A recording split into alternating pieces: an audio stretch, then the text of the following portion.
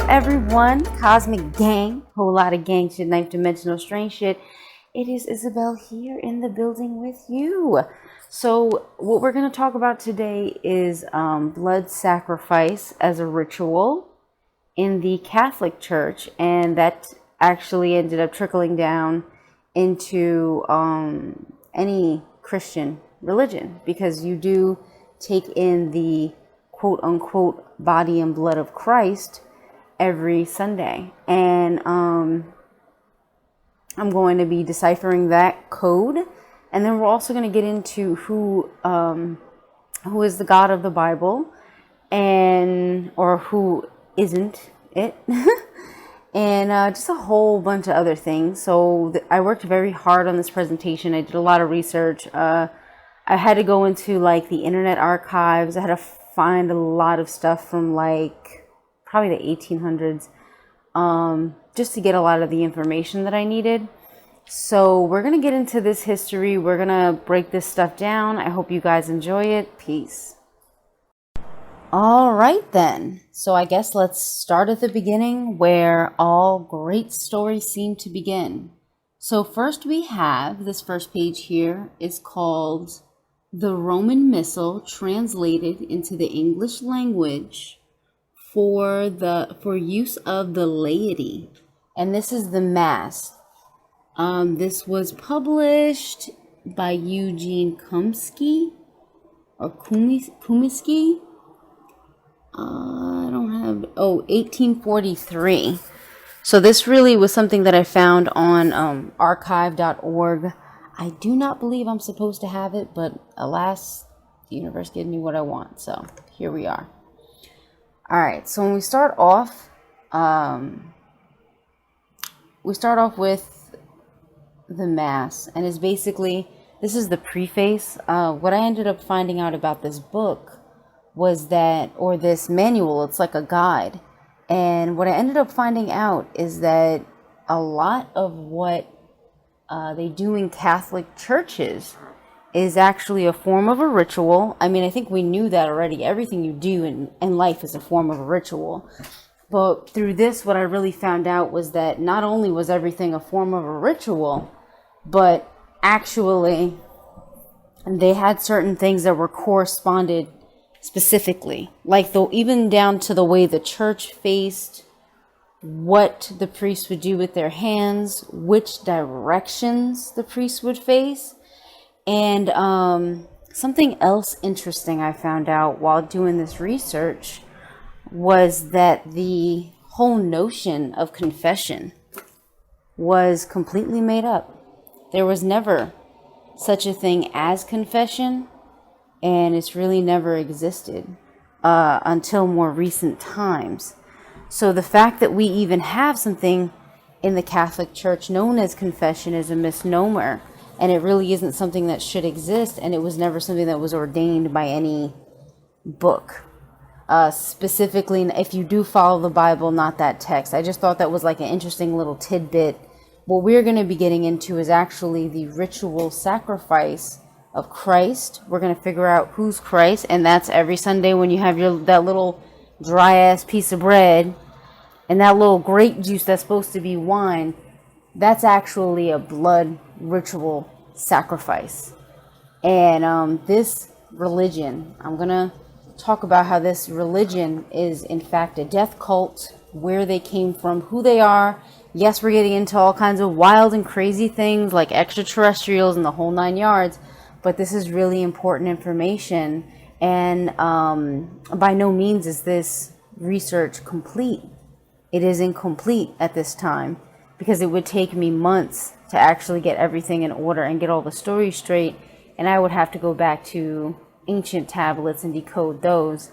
At least a little bit of Latin that I've been working on, we were able to get more clear messages about who Christ really was, and what the message truly was, not the inversion of the message, like we're seeing with these ritual sacrifices, but the actual message. So how they started off was real nice. Let me escape really quick, go back to this, where it sounds legitimate, right?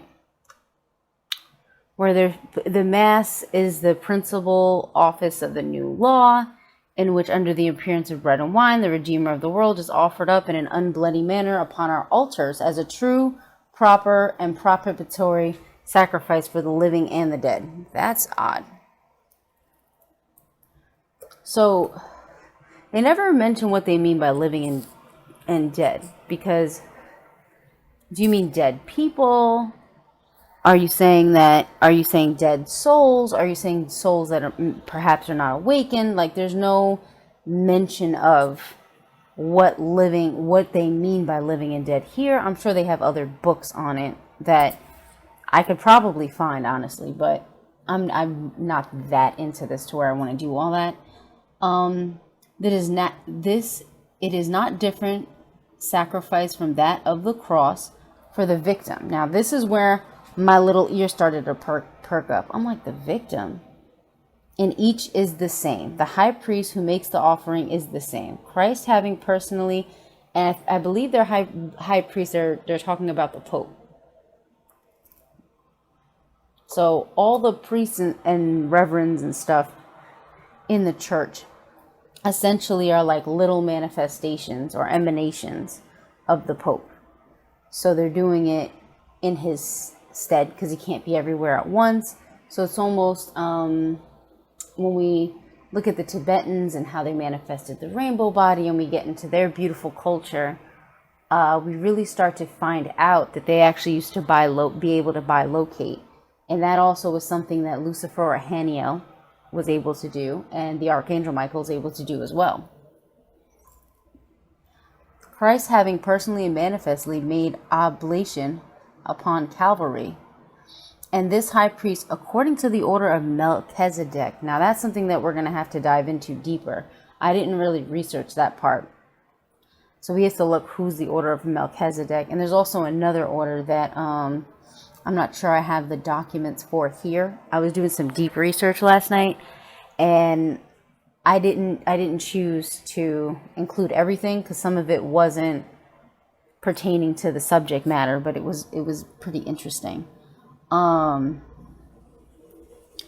instituted this office on the night before his death, commissioned his apostles and their successors in all days to the consummation of the world to do the same for a commemoration of him. Now that's the lie or the inversion, to show forth his death until his second coming. They are as his substitute. It's just amazing to me how they really did this slick. And you actually have to go back all the way to the Latin translation of the Bible to understand what they're actually doing here. The sacrifice, though repeated, is not different, but the mode of the ablution of the reputation differs from that of the bloody spectacle, which was exhibited in Jerusalem. And we're going to get into that because Hadeistic Jews do still practice this. And as far as ritual and my understanding of metaphysics, the way they do it makes a lot more sense. What this is here is a horrible blood sacrifice, but we'll get into that. So I could actually, I don't want to just keep saying it and you're like, well, what do you mean? This holy sacrifice, in which Christ, who was the Lamb without spot, offers itself upon our altars, is that clean ablution referred to by the prophet Malaines, which is everywhere made to the eternal Father, the rising sun, going down hereof, which is his name manifests among the Gentiles. Now, the rising sun. So they talk about that a lot. So this is solar worship also. These are dealing with solar deities. Right? And we're going to get back to this, but I just want to show how this is something that has been around, and that how they kind of took this. It's an amalgamation, really, of a lot of old stuff. So here we have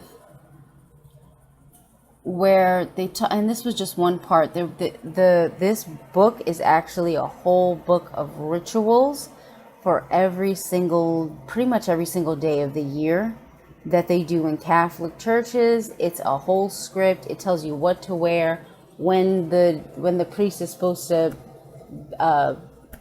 bang on his chest, where he's supposed to face, how he's supposed to wear his vestige or his clothing, like, and on what occasions. Like, everything is ritual. And thankfully we've stopped putting so much energy into this ritual, but I mean down to a T. This is true. This is a true death cult. Our religion has its origin in the East, and we turn towards that quarter to testify whence we have received our doctrines. Right? Okay. And to beseech the assistance of that Savior who, though he can hear us, whithersoever we may turn. Doesn't that sound a lot like how when the Muslims pray, they have to face Mecca, but at least they're open about what they're doing? These people don't tell you that. Yet made Judah the great theater of mercy and redemption, and there left the memorial of his acts. The altar signifies Christ. The altar signifies Christ. Interesting. So we're now drinking his blood, eating his body. The altar is now signified as the Christ energy that you make the sacrifice on. It's just real weird. Who is the great cornerstone? Now, for my people who study Freemasonry and stuff, you might want to go further into that decoding. The sun. Now, they act like they don't use astrology. But here it is. The rising of the sun in the east, after it has sunk in the west and been hidden during the night, may be well considered an emblem of our resurrection after a night of death. And this is as a luminary arises, and as this is luminary rises in glory, dispelling darkness, invigorating the earth, so has Christ risen from the tomb to confound his enemies. Pardon me. Spread his doctrine through the earth, and invigorate man by his grace. East is the old English name for rising, whence the Easter Sunday, for that day on which we commemorate the resurrection of our Savior. Easter Sunday is a big ritual. There is one wooden altar now in St. Peter's Church in Rome, upon which the Pope celebrates. This has been preserved from the earliest days, blah, blah, blah. I didn't really get too crazy into that, but I was really curious about Easter and what the palm ash and all that stuff means. Okay, now we're going to get into this next part. Right? So it's showing you, okay, these people who are saying, oh, astrology is bullshit, obviously using astrology in their ritual. They obviously know about the sacred 4 directions, but they don't want you to know that they know these things. Man is not free to call God before his tribunal and to demand from him reason for his acts, nor is he at liberty to reject the propositions which have been, I think, sanctified or something. But I wanted to put that up just to show you that they're saying that you can't ask anything, right?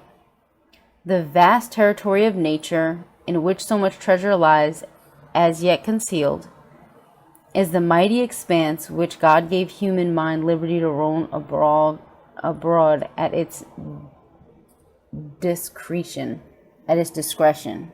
I don't know why. I guess because they broke it up.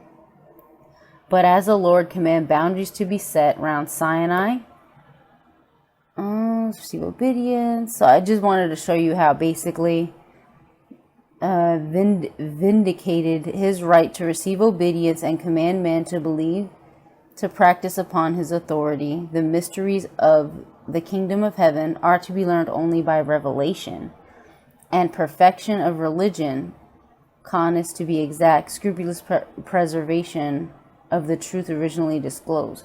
But it's basically saying, like,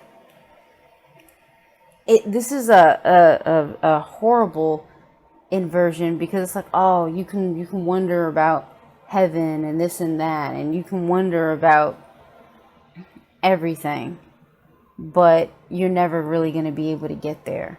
So they do that a lot where this is a religion that's set up to be impossible. It's like a game. It's like a game that's impossible to win.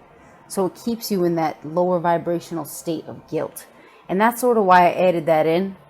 I had another slide I should have put in, but this is I really wanted to get to more important stuff. So now we get into the use of incense in church. And they're trying, wait till this part.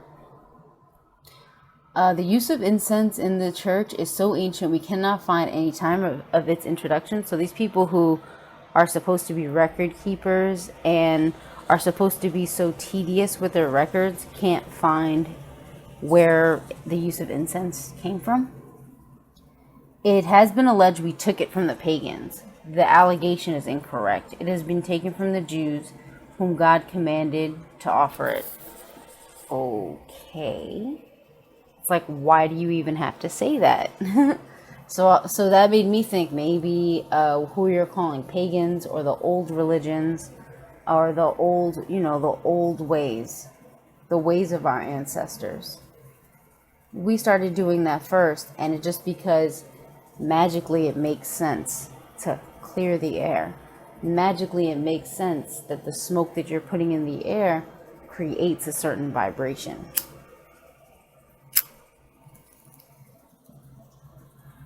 Okay, let's see what we got here. It is also... okay. The pagans also took it from them. But we do not find the Jews commanded to abandon its use because it was abused by the idolaters. It has also been said that lights and incense were used by the first Christians in consequence of their being under the necessity of assembling in caves which were dark and damp. This is not altogether true. There were other caves which has been stated, and the first Christians could innocently retain what were also used by contemporary pagans. Why may not their successors as innocently retain what they used without crime? So basically, when I read that, I was like, okay, they're talking about the Gnostics, but they don't want to say who. Because if you notice, they don't put the name there. But we know the Gnostic texts. Those were found in caves. And they were being so persecuted at the time. And it was, it's proposed. I have to do more research, but it has been said that Christ himself was actually Gnostic. And I mean, it's just the uncultivated Indian. They're just like really...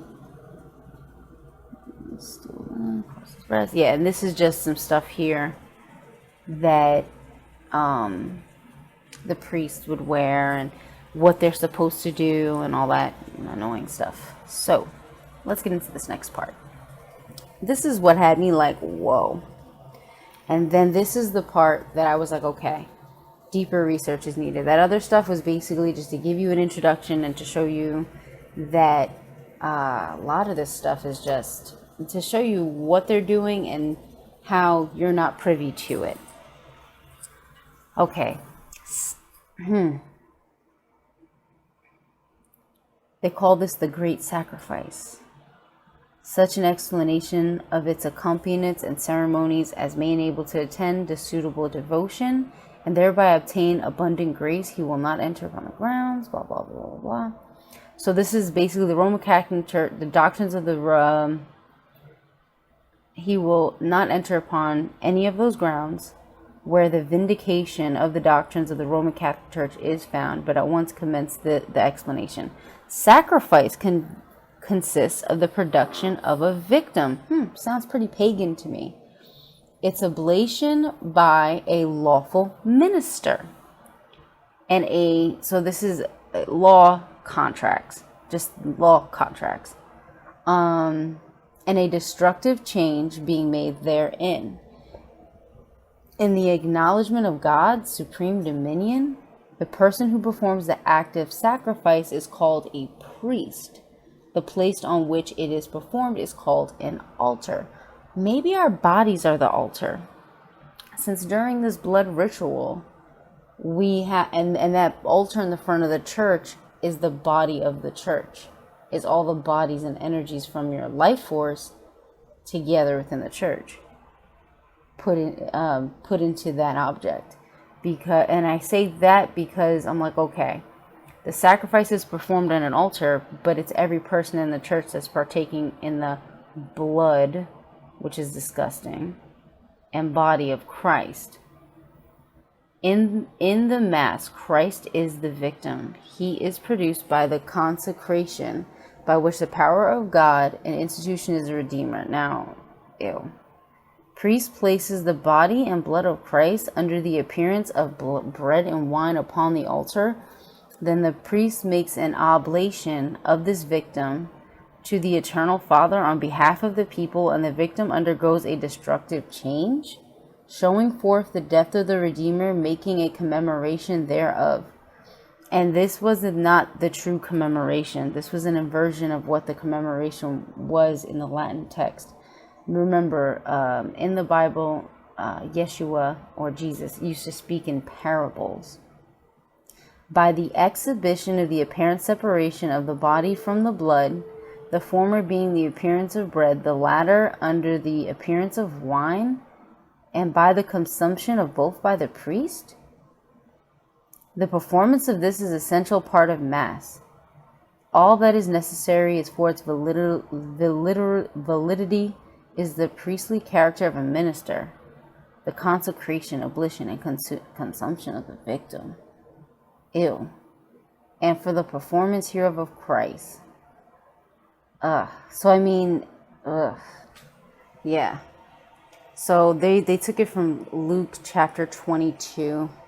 Do this in commemoration of me. I went on to actually find, thankfully I found a website that had the original text, and let me find them here really quick. So I can just basically get them over to you. But let's see, that's 23. This one is, okay, we started at 10. I had to break it up into 2 parts. It was really, really a lot. Okay, right? So Luke 22, chapter 22, verse 10, right? And told them, and this is actually translated from, I use Google Translate, and at one point, it literally wouldn't let me translate. It was like, oh, can't do it. And I was like, why is this happening? Eventually, I got it to work, thankfully, because doing the line one at a time was like way too much work. 10, and told them, you enter the city, a jar of water follow him into the house, enters to say to the house. The teacher asks, where's the room of Passover? Okay, so where are my disciples? And okay, and went and said he made. And when the hour came, Jesus and the apostles, and said to them, eagerly desired to eat his Passover with, and said to them, he desired to eat his Passover. It's not really in order, because I just use Google Translate, okay? I tell you, I will, he said, I eagerly desire to eat Passover with you. I tell you, I will not eat it again until it finds fulfillment in the kingdom of heaven. He took a cup, gave thanks, and said, take this and divide it amongst yourselves, for I will not drink wine until the kingdom of God come. And having given thanks, broke and gave them. This is my body given for you. Do this in remembrance. Likewise, the cup after supper, saying, this cup is the new covenant in my blood that is shed for you. But behold the hand of him that betrayed. And then they talked about the betrayal on this part. But we find out that the cup that holds the blood, the chalice, is actually the covenant. What does that mean? Right? You're like, wait a minute, the chalice, the cup, your body. Don't you hold your own blood? So there's something that's magical. The Holy Grail. There's something that's magical about your body that you're not being told. So then he talked about the betrayal, and they're all asking, like, you know, they begin to inquire among themselves which should do this thing, and there is, however, strife among them. And then they started getting into their ego and being like, oh, which one of us is the greatest? So then we're at 23 now, and they began to discuss among themselves which of them would do. And there was an argument among those who should be greater, and said they were kings of the people over them, and those who had authority over them are called. You are not yet the greatest among you, should be like the youngest, and the leader like a servant. Is any greater than the one who sits down, or he who serves? I am among you as the one who serves. You who have stood by me, and I confer you, just as my Father has appointed, to eat and drink at my table in my kingdom, and sit on thrones judging the 12 tribes of Israel. So he's basically saying, I'm the greatest one because I'm the one who serves. Okay. So now let me break this down for you really quick. So we have this whole thing with the church, and the church is like, oh, we're doing this because he told us to. No, he didn't tell you to do that.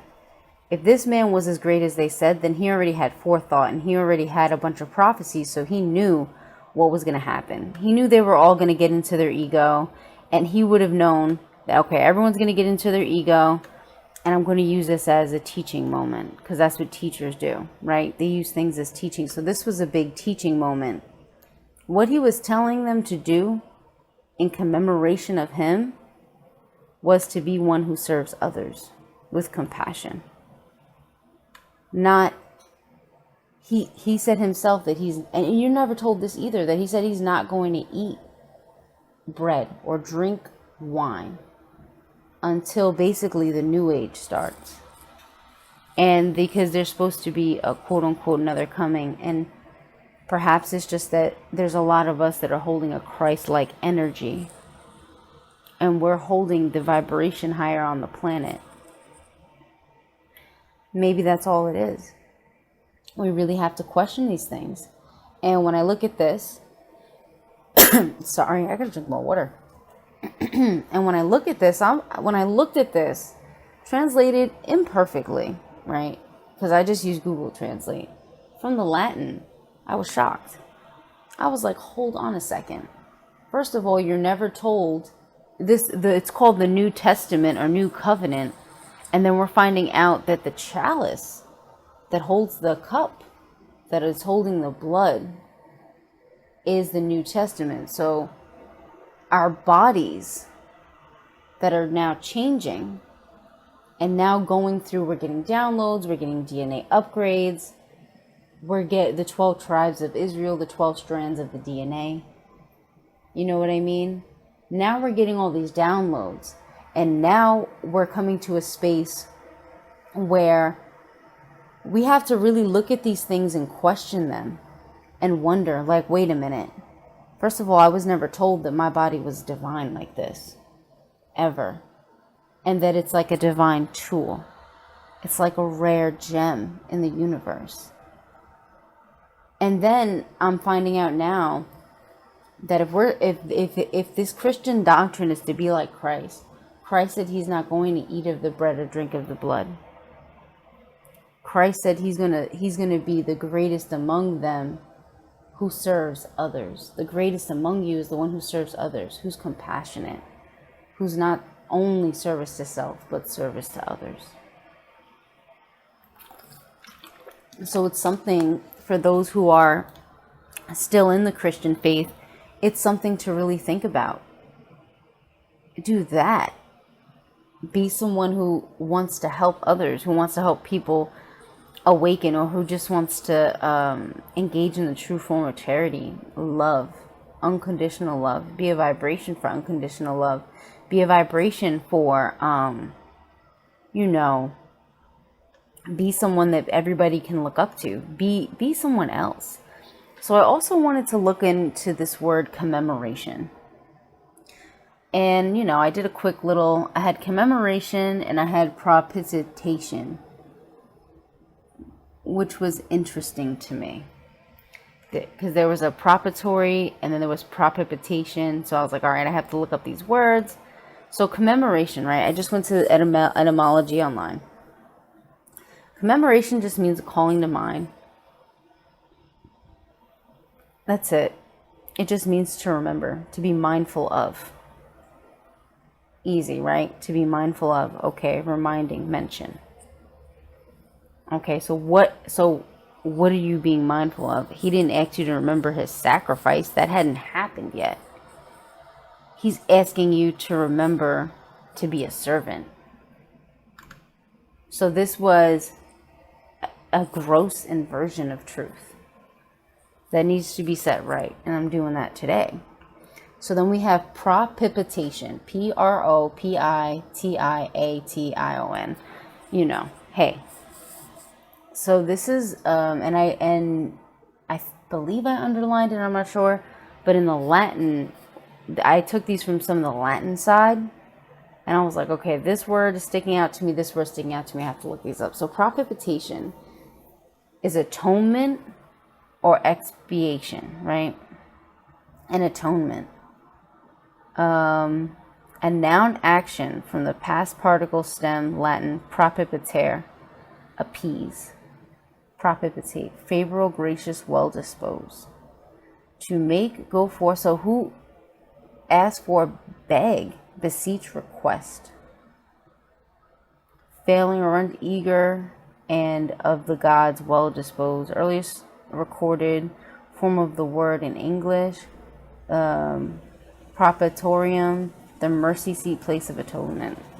Just very interesting to me. And I was like, okay, so not only is this something that's based on blood sacrifice, it seems that some of the words that were used were really used in order to enslave minds. And you're trying to seek favor with the gods.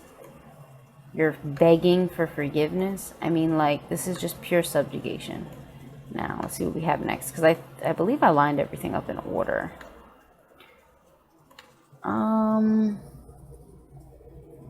Okay. All right, let me take a quick break and then we'll be right back. Okay, so for this next part, we're really going to go into, like, who was Yahweh. So I found the Hebrew where, dang, I forgot what part of the Bible this was from. I believe this was Luke, but I could be wrong. But one part in there, he says, I am Yahweh. That is my name, and my glory will not give to another, neither my name to graven images, right? And this is from the Torah. So the Bible is interesting because when we start to question and ask ourselves, like, who is this God? Now, we're not saying that we worship this God. I don't worship any of these because these were just, honestly, from the research I've done, I'm starting to think that these were just extraterrestrials. And we have the enki and enlil story, right? And we have the story of the two brothers, and the younger one, who was enlil, was given greater authority than the older one. So when we get into that, the whole story of Enki and Enlil, then we get into a whole nother thing. So I found some stuff from around the internet. And so the word Lord is not what this deity wanted to be called.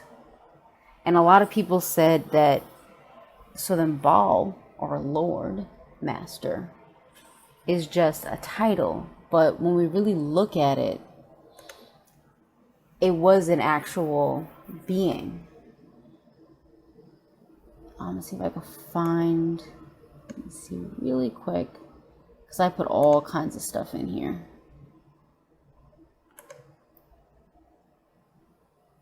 Okay, no, this was talking about something else. Okay, so according to the Gnostics, the snakes are our instructors, demiurge, who shaped our bodies, but not our soul, which is not theirs, because it is uncreated, which means it's primordial. We are born from light, just like them, but our terrestrial vehicle is a triple body of flesh, spirit, and we owe it to them. So they try and make it seem like, I mean, you are not your body, but they don't own your body. Your soul is in your body. They might have put the pieces together and created the body, but that doesn't mean that they own it. But they like to think that they own it, therefore they can do what they want. And I think that that's just ridiculous. But anyway, and others would beg to differ. But who cares? It's just the body. Honestly, the worst part was never knowing that our body is that chalice that Christ was talking about. That it's actually a spiritual tool, and that it holds the blood. So, complete inversion there, right? So this creative perfection, on the contrary, triple body. So they said the triple body is supposed to be representing Enlil, Enki, and then El, or Anu, which is the supreme deity. And it's funny too, because when you get into the Torah, you start to find out that El is actually a lot of times they will call him the universal God. So or the God of the universe. So then you would get this. This is supposed to be monotheistic. Yet you have all these angels and gods at different positions and stuff like that. And one thing they do leave out, and they say Enlil really started with the patriarchy, and Enki, I mean, they both were ridiculous. They both kind of like just did what they wanted. They were both ridiculous. And they both caused a lot of strife here on Earth. Enlil supposedly caused the flood.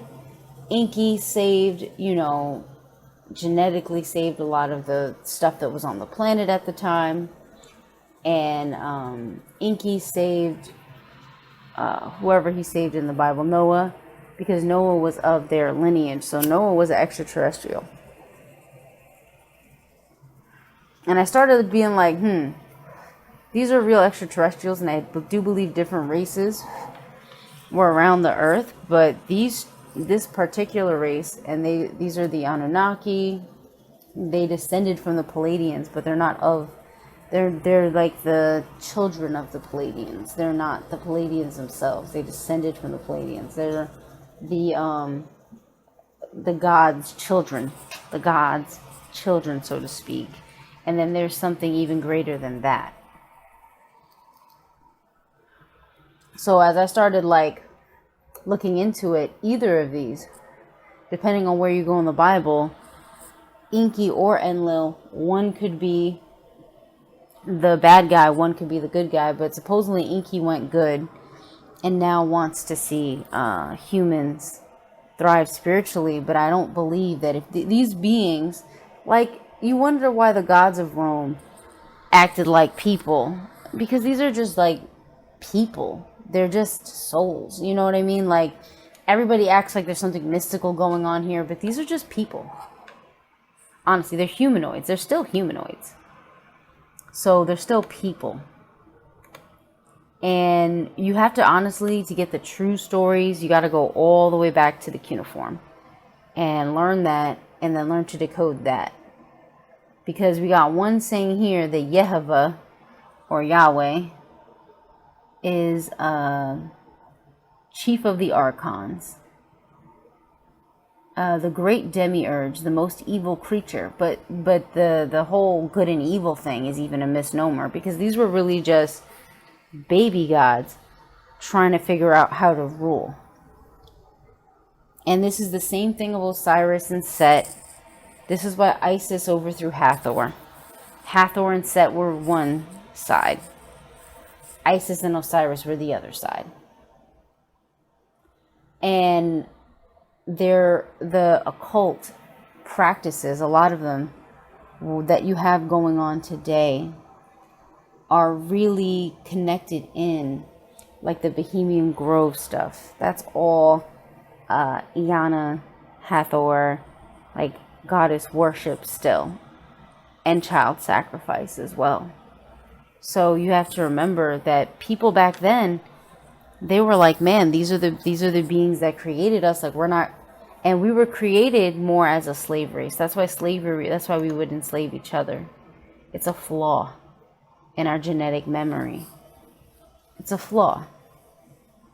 So Baal, so the mother and father of Enki and Enlil were El and Antu.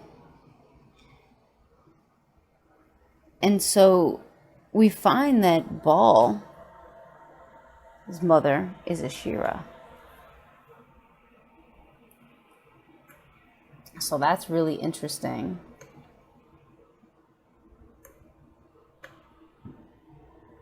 Right, especially given that we know that Baal was such a negative entity that really wanted the enslavement of people.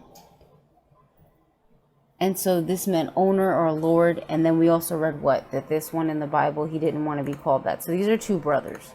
The whole time you're reading the whole Bible, you're basically finding out that this is a family fucking feud. And you're trying to figure out who to worship, and you don't even know which God you're praying to. It could be one brother, it could be the other brother. Nobody fucking knows.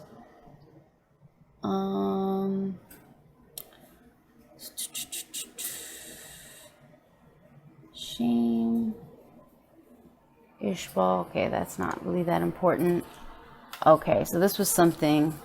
So as we get through the ages, right, this becomes like the old adage would say, this becomes like a game of telephone. And what we end up finding out, yeah, so then one is, oh yeah, they're the same, and then the next one is, oh yeah, they're different. Baal is this one's this. It's just, and I'm going to leave these up here so you guys can just take a look at it, because one's Gnostic text, Baal's evil. The other side is like, no, Yehovah's evil. So they're both evil. Or they're both just people. Not good, not evil. They're just beings. And I'm going to put those right next to each other so you guys can look at it. So basically, as human beings, we got caught up in a family feud between these other beings that they said they were from outside of our solar system. All right. Baal. So we also have here Baal and his sister. And like I said, she's a calf goddess, and not all calf goddesses are even the same. I want to get into so that you guys can look up some stuff. Okay, so the Ashera stuff is interesting, because as over time the stuff got diluted. Now, the Cabal and these occult people, they have lineages that are directly from these bloodlines. What ended up happening was, when we go back into the time of Atlantis, we find out that what ended up happening was that they were doing a lot of dark magic in Atlantis. And I've actually done channels with clients where I read their DNA, and some of them were some of the dark magicians back then. They reincarnated and decided to go a different way. So the blood rituals and these blood sacrifices actually call on lower dimensional entities. And everywhere that these blood rituals and blood sacrifices were implemented, even when the Mayans, the Mayans really were high vibrational, they ended up disappearing. I believe this was more the Incas, but wherever these blood rituals and blood sacrifices started happening, it opened up a portal or a doorway for these lower dimensional entities to start attaching themselves to people and to beings. And I believe that some of these individuals, these gods, these little baby gods, demigods, a lot of them got taken over by these entities. And so we have, this is the introduction of the reptilian consciousness, which was an aspect of them anyway, but this is a total demonic possession at that point, where a lot of these entities ended up getting taken over themselves, and they started acting on behalf of these lower dimensional entities. This is where we have the archons and things like that come. A lot of stories point to, now you have to start to look at the correspondence if you want to know the truth, or where things are happening and they're the same. So, one person will say Enki's bad, the other person will say Enlil's bad. It was just a family feud, basically, that we got caught up in the middle of, because we did. But we have, our bodies are extremely high vibrational and have potential, and it is our destiny to be able to actually be the rulers of this universe. We have to learn how to be good stewards, and Gaia and Source and the Great Mother is not going to allow us to really take our rightful place until we get it together. So we have to go through the steps. Now, one thing about this Ashira thing, right? There was this post that I found, and I was like, interesting. So Ashira, Hebrew, also spelled Ashira, was the major Northwest Semitic mother goddess, appearing also in Akkadian. Let me make this bigger. Right? Sources as Ashratu, the Hittite Asheradu, the Ugantic Atherat, was a consort of chief deity El, and mother of 70 other gods. So these guys were getting busy and making a lot of kids.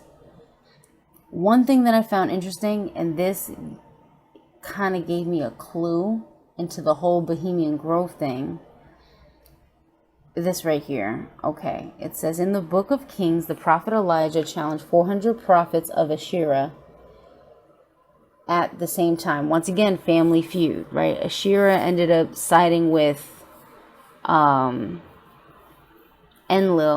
No, Asherah sided with Enki, the younger son, and Enlil, the Enki, the older son, and Enlil was the younger son, but he was given greater dominion. So Enki was jealous of him, and this is why they started fucking fighting and fucking with our lives. At the same time, he battled 450 prophets of Baal on Mount Carmel. Other biblical references to Asherah refer to a type of sacred pillar or tree. This is also connected in with Palm Sunday and with Ash Wednesday, which the burning of the palms the year before. So you're basically offering your third eye, your pineal gland, to the goddess Asherah every time that you do this. And this is an aspect of an archonic energy. So I just want you guys to be aware of this. But Asherah refers to a type of sacred pillar or tree that was erect or next to Canaanite or Israelite altars in many places. These trees or groves were associated with sacred prostitution of the Canaanite fertility cult. So Asherah may have also been regarded as a female consort to the Hebrew god Yahweh or Yehovah, and was widely worshipped by the Israelites within the context of Yahwehism. Thus, she may have functioned representing the divine feminine. So, Yeah, just take that in. So she was, and all these deities, we're led to believe that it was only a masculine trinity, but we start to find out that all these deities had consorts. Every single one. There wasn't one that didn't have a wife. They were always in pairs, even if the wife was hidden. Okay, so this next part I thought was interesting, because when we get into the topic of child sacrifice, you have Moloch, you have Baal. And Moloch apparently was like a homie of Baal's, and they were extraterrestrials. So this I can't say that this was Enlil. This might have been some of the family down the line, because I feel like Enki and Enlil probably have been gone, and then these other archonic entities or entities that were put in certain positions, because you got to understand, this was like, Earth was basically like a family business for these entities. Then so everybody tried to associate everybody with these two, but these two guys, even though they were around thousands and thousands of years, at some point they just left and became spirits instead. So, and then the Bible, the reason why the Bible, the fucking God, seems bipolar is because it's these two brothers being depicted, and people who were probably writing it were probably either on one side or the other side. So you kept, or they may have had access to old texts, but it still was mixed up, because the people who were writing this stuff down may have been writing down old oral traditions, may have been writing down old stories. The oldest thing we have are the cuneiform texts. So it's really on that note, it's kind of like a mess. Okay. Now this is where I believe that today, this fake elite, as I like to call them, or soulless beings, some people call them too. So we have Asherah is there, and then we have Baal, and Asherah is associated with Hathor. So then this is the Hathor Isis thing, where Isis actually took over, because Isis was considered compassionate. So you do see compassion coming up over and over again. With Christ, it was about compassion. With Isis, it was about compassion. Even though some people will say Osiris was Enlil, some people will say Enki was Osiris. Like, I'm telling you, it goes back and forth. You really, really have to decipher this stuff.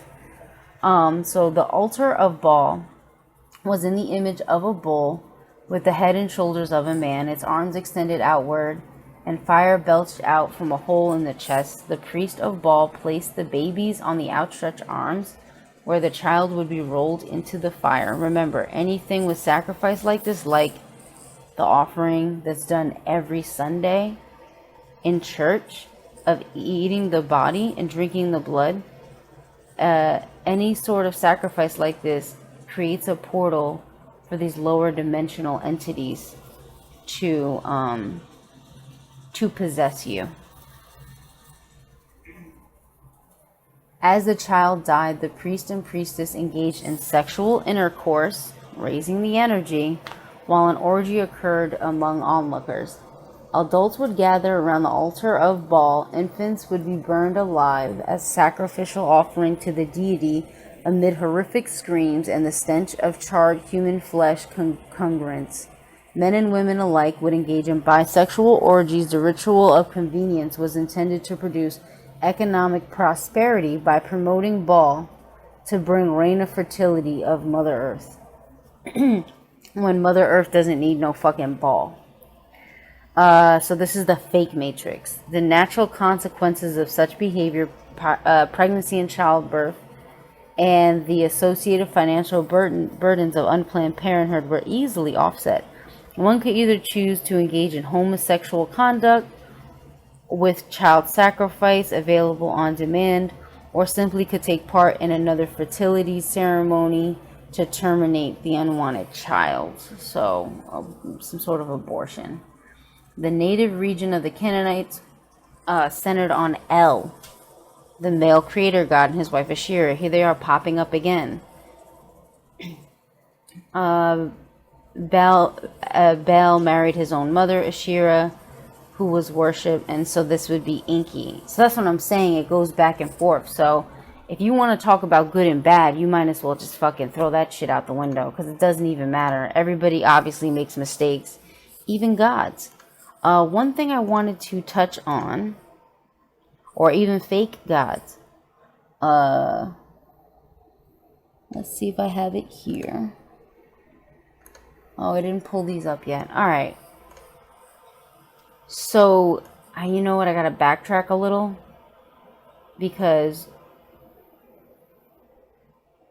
the whole, okay, so I had to backtrack because I have to talk about the inversion of where this Sunday Mass sacrifice came from. Now, originally, and the Jews still do this, they have a Day of Atonement where they put their sins into chickens. The Haddistic Jews still do this, and they sacrifice them. So they sacrifice them because they're transmuting the energy. They're putting their sins into the chicken and then transmuting the energy, letting the blood run, right? So it's like, okay, but they're not consuming this. So why would you consume something that you're putting your supposed sins or all your guilt on? It sounds like a ritual also, a double ritual to block the Christ energy from actually rising. And that's why I have an issue also with Ash Wednesday, because Ash Wednesday that's connected back in with Asherah. So that's also a ritual to block the rising of your Kundalini and the opening of your third eye. So, and that's also connected in with some symbolisms for the phoenix and stuff like that. So now I can move forward. Okay, I gotta pull up some books for you guys. So I have this book here that I bought called Earth, Palladian Keys to the Living Library. So we have the Seven Sisters and we have the Palladians. And when I did my research on this, they actually admitted that basically they're the parents of these gods that came here and fucked everything up. And now is the time. This is an important time on Earth, because now is the time where it's go time, you know. This Earth is a living library. It's an amazing library that has DNA from all over the galaxy and has records that, as our bodies, because we are people of the Earth, as our bodies come online and as we awaken to a higher frequency, we'll be able to connect in with these energies, and we'll be able to actually access the Akasha. Now, I can go into meditation and access the Akasha. I can also talk to a tree and access the Akasha. Everything around you is like a book. It's alive. The wind, the fire, the air, the wind, the water, everything, the earth herself. So we're not designed for communication by accident. It's just that we've been using a low form of communication when there's a higher level of telepathic communication that we all have the capability of obtaining. Talk to the earth. Feel into the earth. Emotions are a novelty. Stop running from them, because your emotions is actually what lets you feel into your reality and feel into these different vibrations and access the Akasha, or the living library, all around you. So, on page 13 of Earth, Palladian Keys to the Living Library by Barbara Markinak. I started reading this book over the weekend and I was completely obsessed. So we have suggested that approximately 500,000 years ago, tumultuous events took place in this area of existence that affect your present-day Earth. To a large degree, Earth lost her sovereignty, and another force of rulership came in and claimed ownership to this prime hunk of real estate you call home. These recently appointed godlike, they're not gods, they're godlike, administrators have not always been the kindest and most benevolent of sorts. Earth was established billions of years ago for a purpose. She was to be an intergalactic exchange center of information, part of a vast library system where data from many galaxies were stored, a living library to be precise. The creator gods, who believed themselves to be the forces of creation, came together, pooled their knowledge, and created forms of life. They borrowed DNA and combinations of genetic material. Remember, this is Enki who did this, from many different worlds. We were supposed to be a slave race, but he ended up supposedly changing his mind and wanted to see us actually ascend, which was connected to a system of 12 cosmic libraries. You can see that the plan for Earth was a grand one. Okay, so this is talking about the original planners for Earth. And you can't really trust the Palladians either, and they actually tell you not to trust them all the way. Because they're like, we have self-interest. We need to ascend, and you need to ascend so we can ascend, because the true Great Mother or Source actually blocked them from ascending until they gave everything that they created or that was from their lineage the same sovereignty that they wanted to obtain.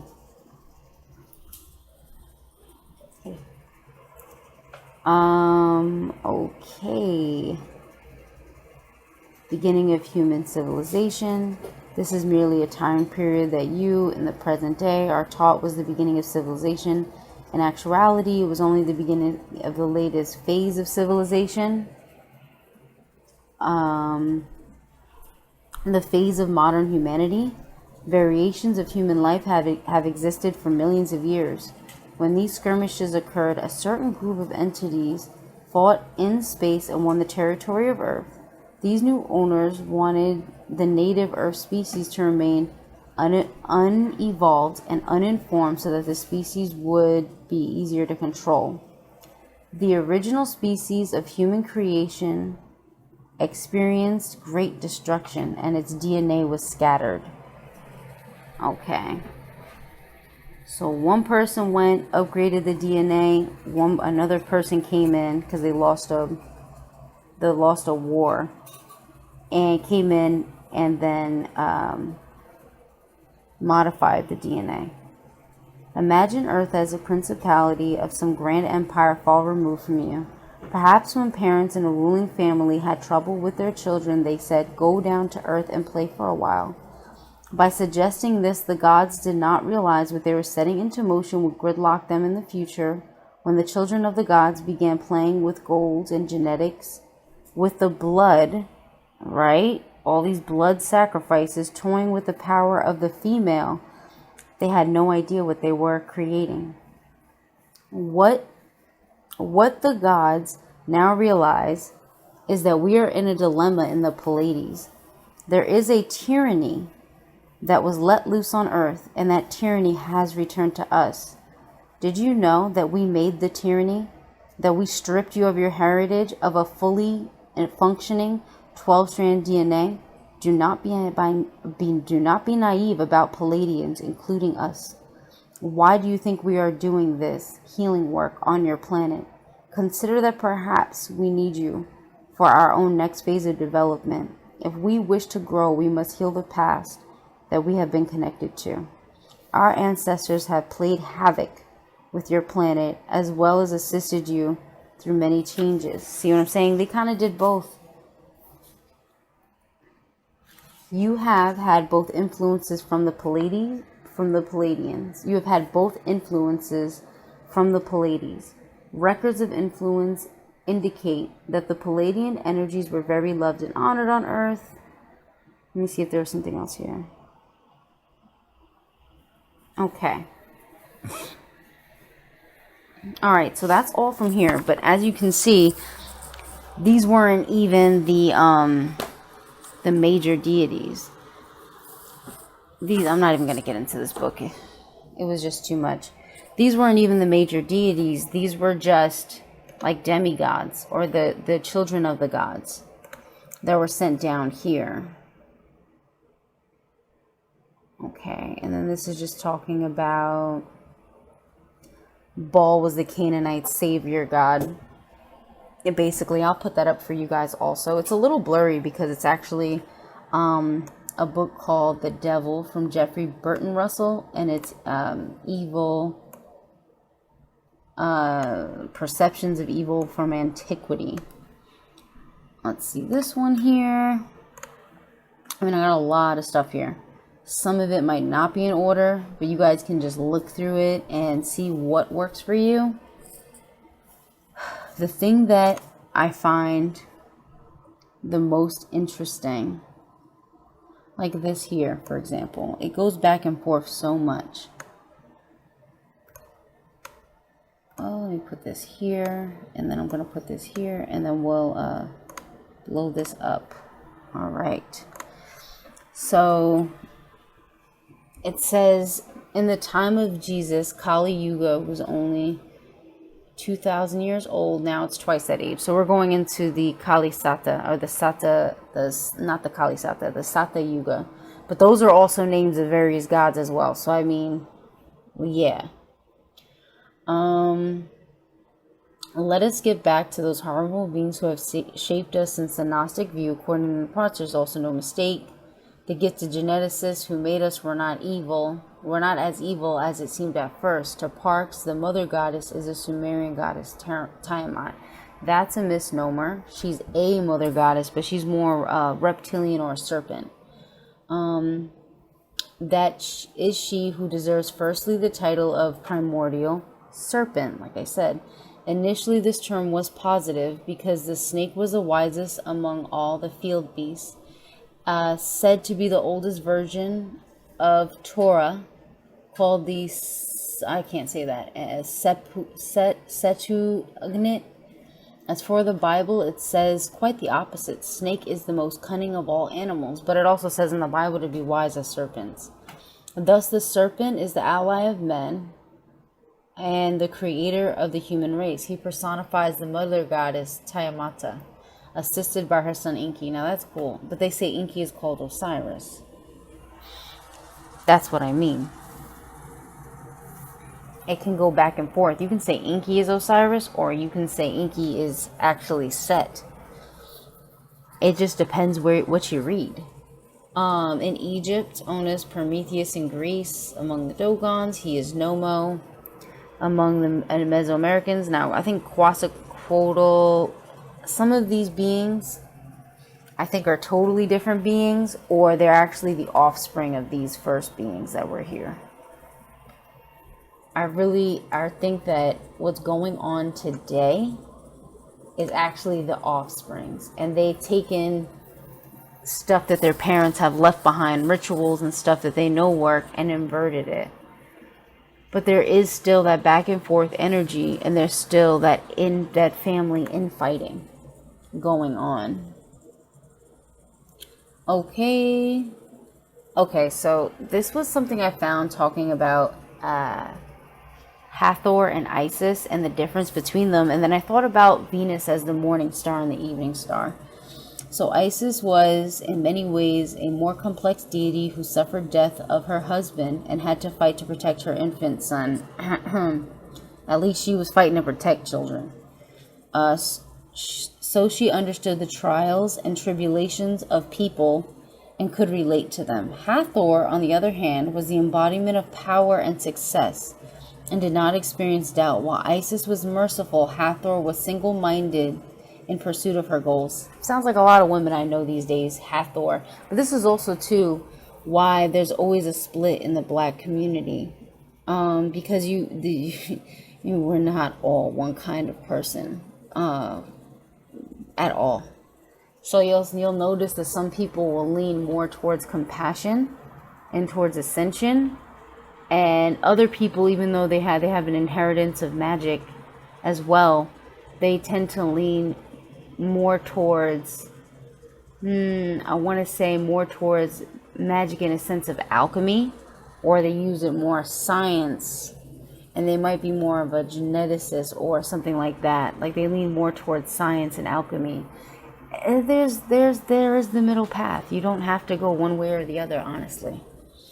While Isis was merciful, Hathor was single-minded in pursuit of her goals. When she took the form of Sekhmet, she did not take pity on the people, and even refused to stop killing when ordered to do so. This also sounds like Kali. On a side note, I was like, Sekhmet, Kali, are you guys the same person? I found something called Spiritualism and the Antichrist, and then Spiritualism and Necromancy. So this was like, I guess, a very angry Christian or Catholic dude, and I thought this was interesting. So they seem to, that when they try to defend themselves, for some reason these people seem to constantly be telling on themselves. So we're just gonna, talk about that a little bit. So all Protestant writers, so far as we know, interpret Antichrist or the man of sin as signifying popery or Romanism. And now if we dissent, we are aware at once become the subject to charge of most flagrant heretical notions, convince reasonable Quran, foundations of Mormonism, but only as Romanism, that's the heresies of any other system of errors. Okay, so let's go down a little more. Here, diabolical hatefulness. Okay, so we are aware that we are differing now from the popular idea of Protestant thinkers and writers on this important subject, for they interpret the man of sin with admirable unanimity to mean the Pope of Rome. Our reasons for dissent shall be apparent thereafter. Now, who even knew that this thing was going on, right? There's a whole thing that the man of sin is the Pope of Rome. So I figured I'd put that in too, because with their little fights and stuff that they think everybody else cares about, that nobody knows about, they continuously tell on themselves. Okay. Also, that Jericho was ruled by giants. That was interesting. Oh yeah, I went into this palm tree thing, like hard. Okay, let's look at this one now. I really didn't have my slides in order. Okay, so this is again from the devil from Perceptions of Evil from Antiquity to Primitive Christianity, Jeffrey Burton Russell. You can buy that. It's really not expensive. Okay, the ethical conflict between Lord and the devil brings the two into a cosmic opposition that is almost completely dualist. As in strongly dualist Quran documents, the works and will of the Lord are consecrated with those of Belial. Each has his own kingdom, right? That of the Lord is light, while that of Belial is darkness. Those who attend to Belial cut themselves off from the Lord, and it is the devil's plan to lure Israel away from Yahweh to serve Belial. And actually, the term Lord in the Bible means Belial. So every time you use that term, you're actually worshiping Belial anyway. So I mean, for two brothers that were fighting, they did a pretty good job fucking with each other's stuff. End of the world occasion, angel of the Lord and the angel of Satan struggle becomes a theme of medieval art. They use the term angel of Satan, indicates how far the apocalyptic literature has moved from the concept of Satan as Malak, or it looks like Yaqub, for the devil is now independent of his father, that he has his own Malak, or angel. The Lord and the devil stand each at the head of a heavenly host, gridded for final conflict at the end of the world, which is just ridiculous. the forces of evil, Baal, Samad, Satan, Mesotama, or Azazel, prevail for a little while, but at the end of the world be shattered by the Messiah, blah, blah, blah, right? But that was it. There's just another thing to add in, basically, with these concepts. And let me see if there's anything else I really want to add. I mean, I went into this whole thing. Oh yeah, they talk about statues back in the day, artifacts and Sumerian statues, research the new representation of the mother goddess of fertility. And it says the only thing is the fact that these statues of the mother goddess of fertility show discrepancies which are highly unusual. While the figurines display an anamorphic body, the heads of the statues are anything but human, with clear zoomorphic traits. Both male and female figurines display lizard-like characteristics, elongated faces, elongated skulls, large oval-shaped eyes, and broad shoulders. So this is just showing you part of that lineage from the Palladians, or that reptilian lineage. And you know, even in the Sophia mythos, when Yaldabaoth comes to Earth, he's kind of like by himself at first, and then it's really the other archons that come in that teach him how to do the soul trapping thing and pull people's energy. Then we have the story of Atlantis, when it started to fall, and when the lower dimensional entities started coming in and possessing people. So by no means, I mean, this is a big mess, but these entities have had help from lower dimensional entities. And lower not meaning bad or good, it's just a denser plane of existence.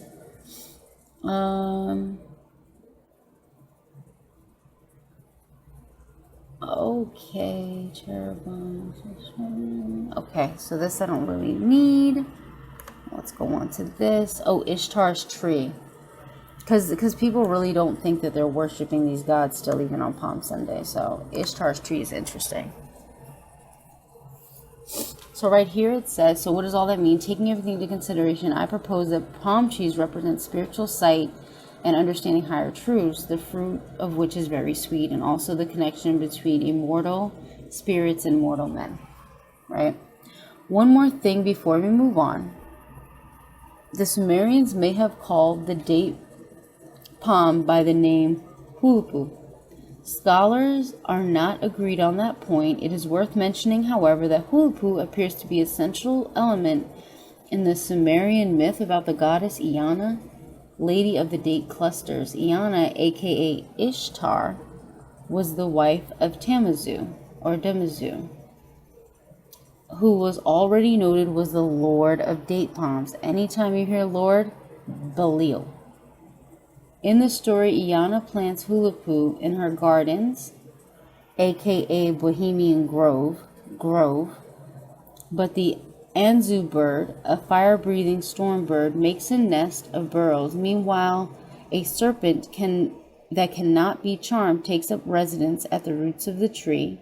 A demon named Lilith makes her home in its trunk. Okay, so Lilith, because there's this aspect that's like the phoenix or the eagle, and then there's their other aspect that's the serpent. So Lilith is obviously associated with the serpent or the Nagas, and then you have the story of St. Patrick where he chased the serpents out of Ireland, but that was actually a certain type of people that were wise spiritually. So even though people want to say all reptilians are bad, all these kinds of ETs or whatever are bad, it's just not true. You have to look at this like people. People, no matter what race, you have to... I hate to go back to Martin Luther King, but, you know, judge people based on the content of their character was like the realest shit I ever heard. And it's still true, even when you're dealing with entities that you don't truly understand. Okay. And then we also have here this interesting part where they say Jericho was a city ruled by giants. And I just wanted to, I have it underlined I just want to throw that in so you guys could take a look at it and be like, interesting. And if palm trees represent spiritual sight, on Ash Wednesday, what do you think you're doing?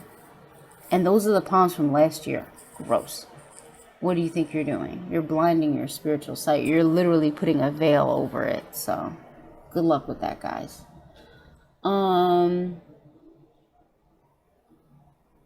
Oh yeah, and the palm is also connected in with Saturn or Kronos, because I'll just read this here. When they would represent the year otherwise, they would delineate a palm tree branch. Because of all others, this tree alone, after each renovation of the moon, produces one additional branch, so that in 12 branches a year is accomplished. So this is how, using nature to tell the time, to tell what's going on.